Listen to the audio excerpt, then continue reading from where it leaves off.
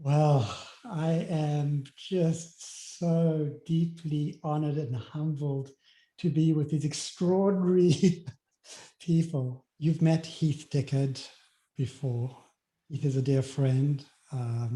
We co-coach Alexander McCoben, and I'd shared in a previous video in the playlist that Heath is co-owner of Marshall Goldsmith's 100 Coaches.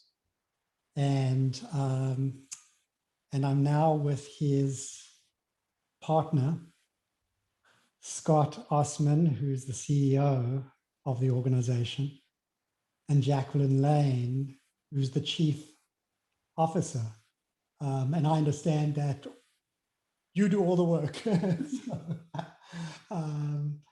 And it is just a delight. And I feel really blessed and honored that you've invited me to join this 100 Coaches Network. And I would love to invite you to share, Scott or Jacquelyn, and the very significant work that you're doing. Yeah, I guess I'll start. So yeah, thanks for the forum to have this conversation.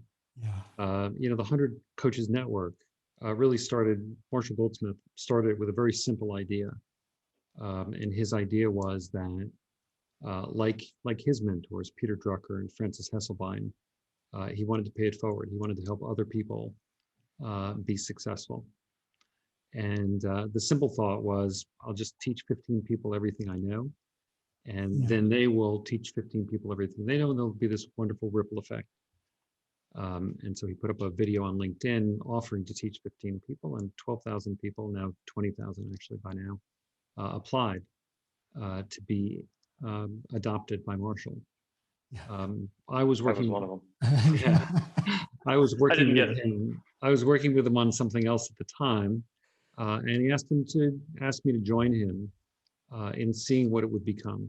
I think at the very beginning we had no idea where the journey was going to take us. But to be frank, the journey of pay it forward, in my experience, always leads to good places. So I joined him on it, and we picked 25 people, and then 6 months later another 25, and within a year we were at 100, and I think realized that it was going to be something more substantial than just a simple pay it forward exercise. So I at that point took on the role of CEO. My history is brand and innovation strategy, so it was natural for me to think about brand building. And we started building the brand and growing the community. And I think there's a lot of very substantial benefit that we create through the community. The first one is just amplifying the voices of the amazing people in the community. So all the people in the community, in and of themselves, have great contributions to make to the world. That's a big part of our selection process. And combining all those people amplify their voices. So that's I think, at the very core of what we're doing, that's really what we're trying to accomplish. But then there's also personal benefits for the people who are part of the community. Very often the life of a coach, of a leader, of a thought leader, of a speaker, these are often very lonely lives.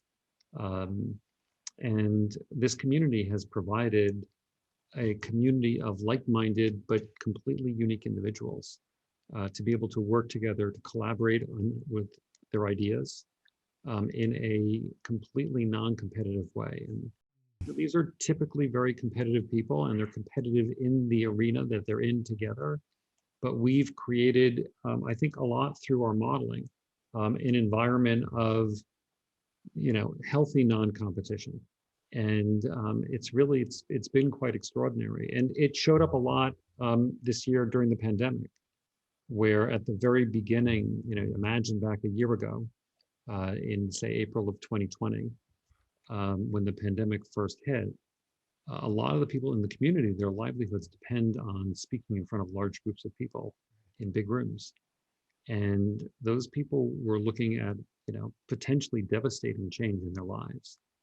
And the community formed very quickly. We started having daily meetings. We now have weekly meetings where over 100 people would show up and share their thoughts and compare notes and just think about what life might be like through the pandemic, and then eventually what life could be like post-pandemic. Mm. And that's kind of the story of our community. It's really, it's in some ways a community because people are choosing to be part of the community. Mm. Two of Marshall's big rules are no guilt, no obligation. Mm. So nobody in the community has to do anything, and nobody in the community should ever feel guilty for saying no. Somebody asks you to do something and you can't, don't want to do it, whatever the reason, doesn't matter. You're under no obligation, should not feel guilty for not doing it. And those rules have proven to be very, very healthy in the community. So I have the honor of kind of curating and moderating and advancing that community.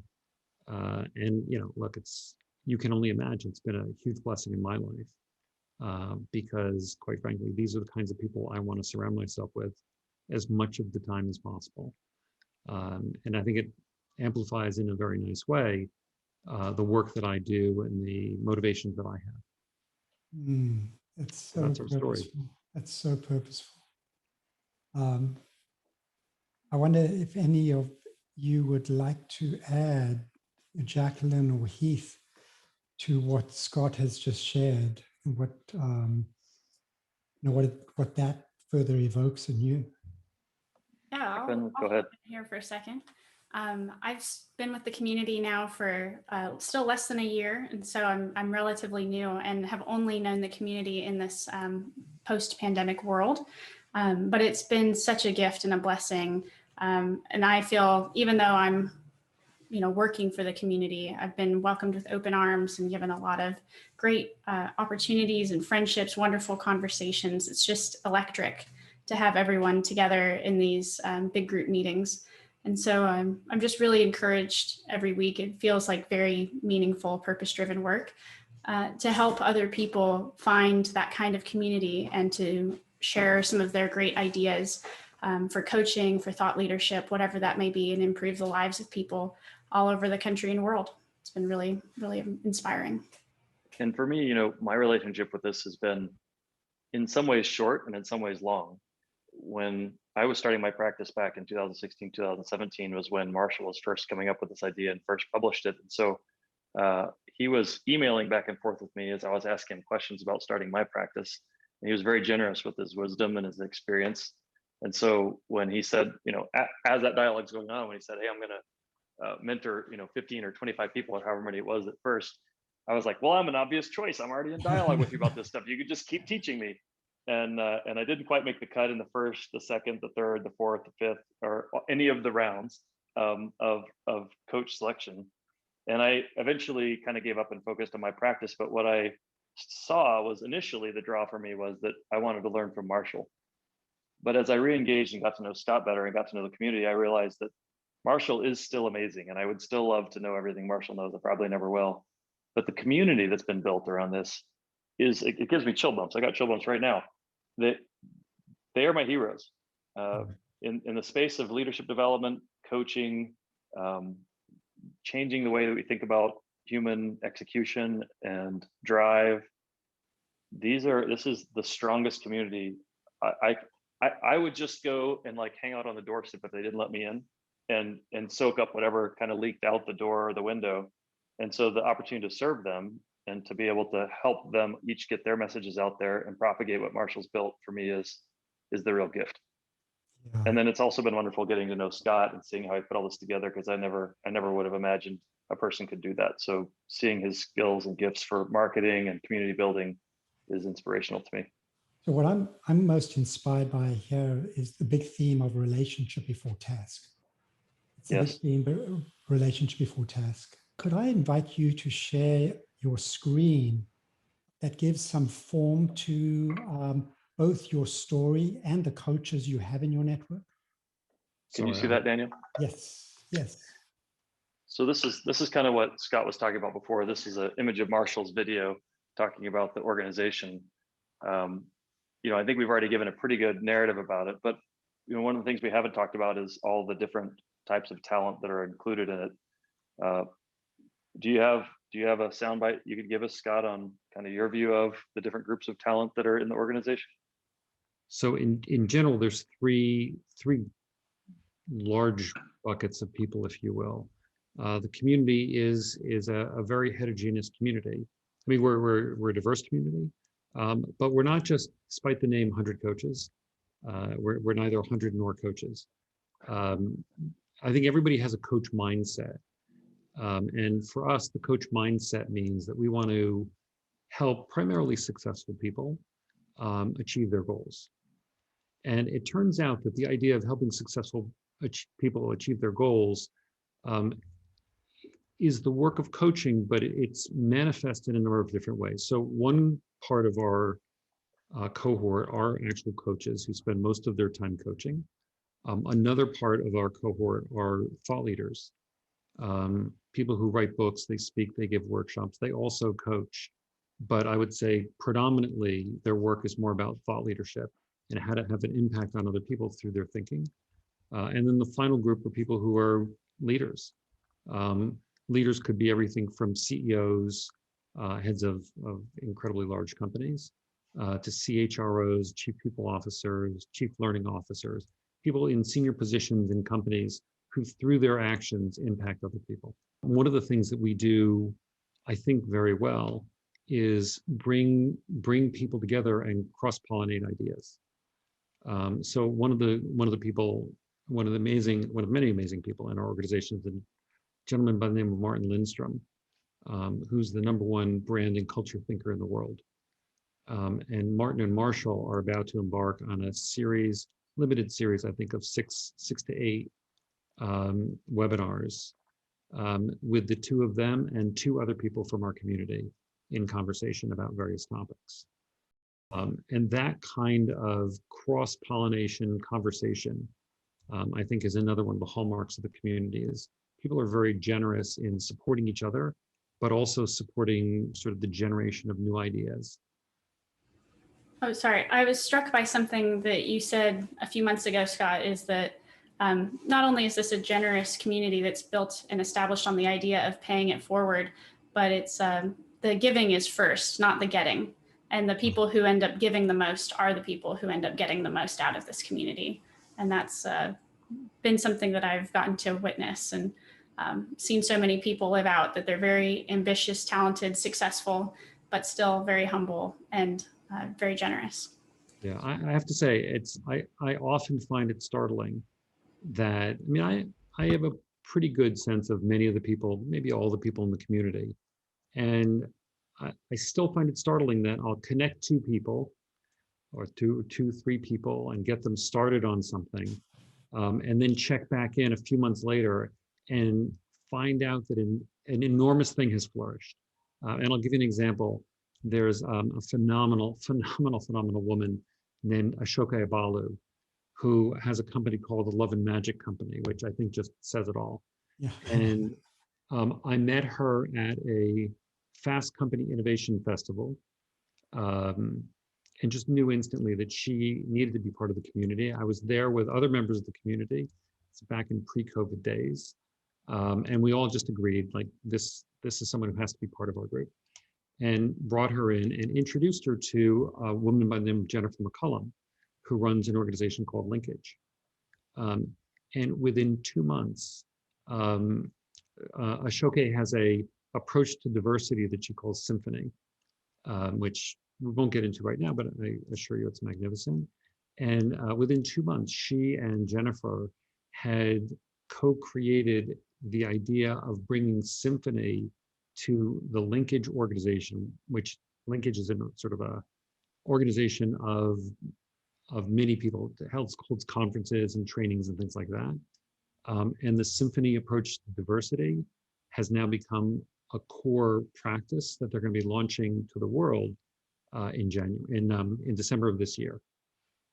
And what's beautiful about that story to me is Ashoka was on her journey with her IP and was looking for a bigger platform.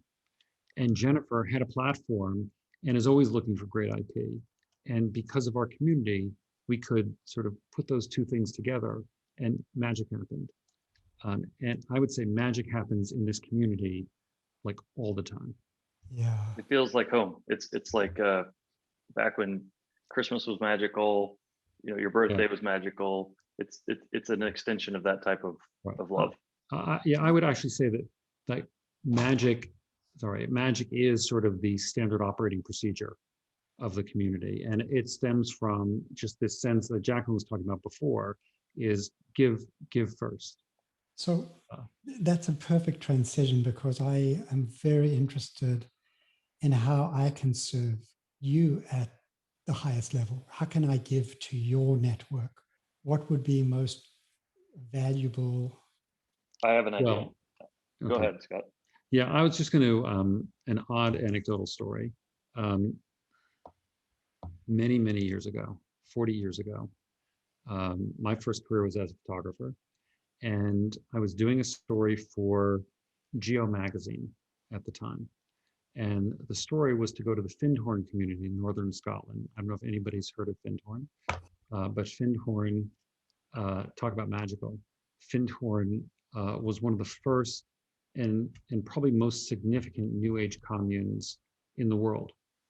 And those people who sort of traffic in that world still would consider to be the Findhorn community to be one of 3 or 4 major power centers in the world.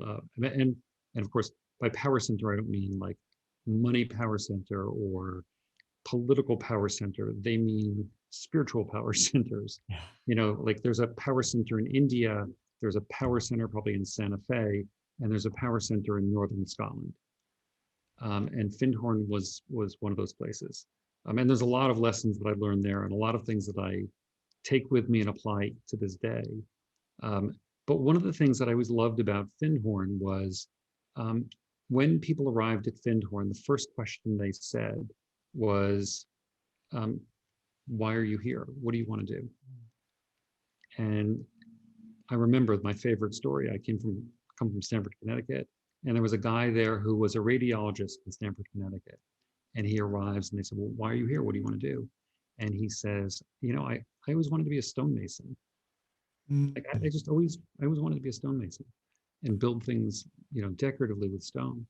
And they said what they always said, which is, well, that's perfect because we need a stonemason. And it turns out that they had just finished building their new community center, built, by the way, by an architect who always wanted to be an architect, but was not an architect, if you can imagine. And they needed stonemasonry. And so this guy brought no prior experience, but extraordinary love and passion for doing that job. And of course, did it beautifully. So to that long story, to answer your question of what can you bring to the community, the real question is, what do you bring to the community? What do you want to do? Yeah. Oh. And I'll just add to that before you answer, Danny. Part of my idea for bringing you and introducing you to Scott and Jacquelyn and ultimately to the community is when I clearly knew you before and I enjoyed collaborating with you to help move the world in the right direction. And when I heard about your situation, your condition, all I knew is like, I want to hold you up, but I'm just one guy. I want your message to be broadcast loudly. I want you to find the collaborators that you need to get your message out there. I want to see you fulfill your legacy. And I don't know exactly how this community is going to facilitate that, but I'm almost certain it's going to play a huge role in that. And part of it is just being known. Like I know for me, as I've gotten to know many of the members here personally and very closely, that they're already leaning in and trying to help me with my mission in life. And I know that as you reveal what's beautiful about your life and your mission, they're going to find ways to collaborate with you and to further your mission and their own. And it's all about the win-win-win. So I think my first imperative is I just want to get you in and get you in relationship with these people and let them know who you are and what you're working on. And I think there's several different vehicles that can do that we could discuss later. Yeah. Jacquelyn, do you have any ideas? We did a little preamble with the Living Well from Within channel before, an initiative. Do you have any thoughts? think you have a beautiful story to share, and it's incredibly profound to think about how finite time is and how fragile life can be. And so I think that's a beautiful and profound message that I'm not sure that has been discussed in the 100 Coaches community much that I've heard.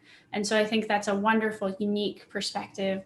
And you just have such a joy about you that I think you'll find yourself in great community with wonderful people who do want to genuinely care for you and support you. And I'm sure you will do likewise for them as well.